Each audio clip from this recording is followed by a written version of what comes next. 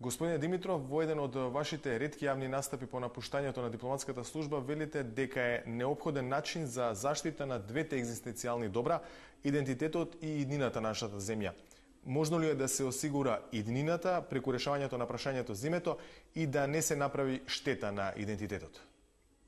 Спојувањето на прашањето на интеграциите во равенката со името практично го направи Грција во интерес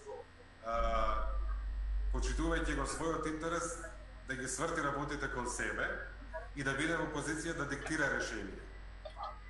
И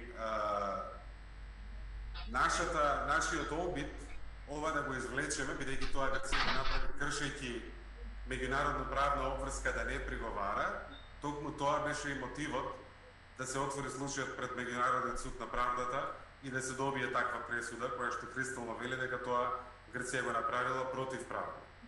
Македонските власти велат дека никогаш не сме биле подалеку од решавање на прашањето за името. Има ли шанси процесот за името сега како што е поставен или има пак потреба од нов пристап како што вели новиот еврокомесар за проширување Јоханес Хан? Соочени со ваков предизвик во реалноста, мора да се обидеме да извлечеме максимум. Ние сме страната која што трпи.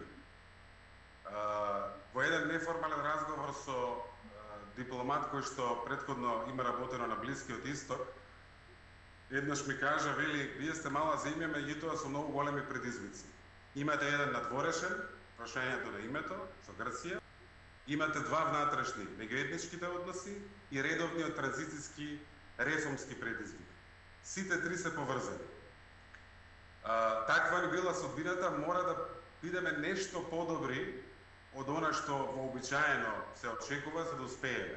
Меѓутоа пробив мора да направиме. Има ли врска меѓу нивото на меѓународна поддршка за Македонија во процесот за името и стагнацијата, па дури и назадувањето во одредени сегменти кои се витални за секоја демократија? Апсолутно има и тоа функционира во двете насоки. Што ние треба да направиме за да ја отежнеме блокадата на Атина, односно на тие политички сили таму кои што се за таа блокада. Ако имаме проблеми на прашање на слобода на медиуми, на прашање на владење на правото, на селективност на правда, на одвоеност на држава и политика, блокадата ќе биде поедноставна и нема да има притисок од другите земји членки за нешто да се направи.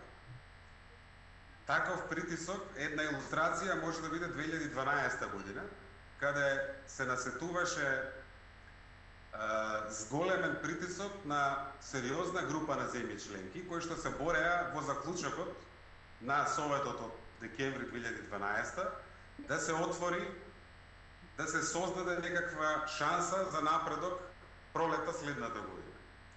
24 декември случувањата во собранието во Македонија го срушија овој ентузијазам и директно влијаја на враќање на претходното во смисла на атмосфера, во смисла на поддршка и така натаму.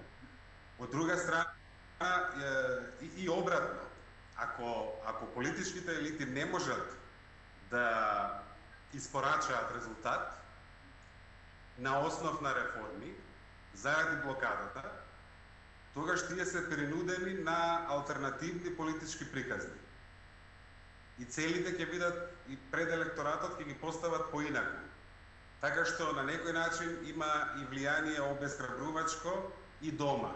Истовремено прореформските политички сили слабеат, бидејќи таков е контекстот. И во таа смисла за нашата ситуација и нашето статус-кво апсолутно споделува одговорност и Европската унија.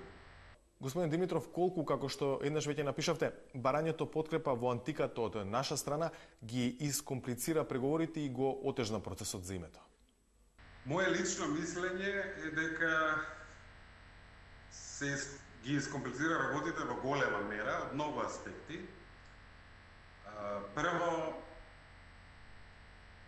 гледано теориски,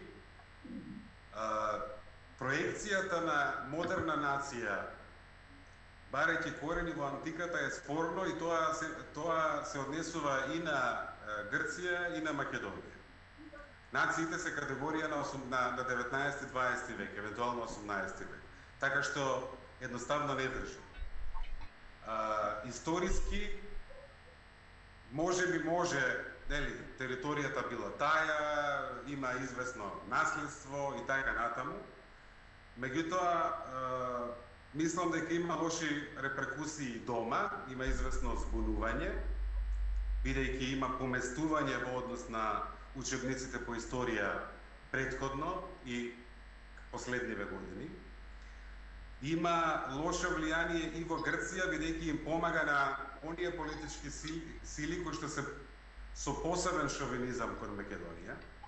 Нив ги храни и нив им дава аргументи. Има влијание и кон третите држави, кон публиката, кон меѓународниот фактор, кој што се обесхрабрува, кој што е збуне, кој што гледа еден споменик, па гледа споменик бебе, па гледа споменик на мајката, па гледа споменик на таткото. Тоа не оддалечува од она што сакаме да бидеме. Сакаме да бидеме европска држава, која што знае која е и каде е, и знае да се дефинира себе си во време и во простор, заслужува да почне преговори и гаи европски вредности. Може би не бев доволно прецизен кога спомнав историски аспект, зошто велам теренот на грчкиот национализам. Кога грчката и бугарската држава во периодот пред и во контекст на балканските војни се бореле за срцата на македонското население,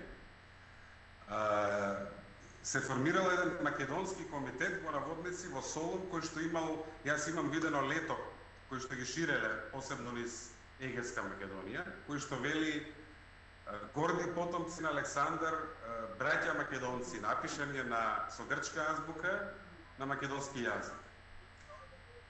Наследството на Александар пред 100 години било користено од грчката држава како предходница на резултатот од балканските војни. Во услови 100 години, еден век подоцна, во услови на сопствена своја држава, ние се враќаме и ја користиме грчката асимилаторска приказна за да се одбраниме од Грција. Затоа има, затоа велам кон дома збунува тогашното ВМРО како движење за македонска држава. Оваа грчка политика ја доживувала како закана и како чисто непријателство. И се борела против неа директно.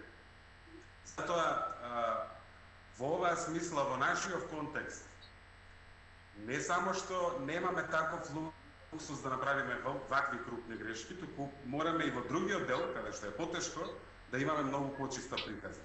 А античката приказна не држи ни теориски, не држи ни историски, дома прави конфузија, помага на, да речеме во наводници, најголемите шовинисти во однос на Македонија во Грција и ги збунува пријателите третите држави.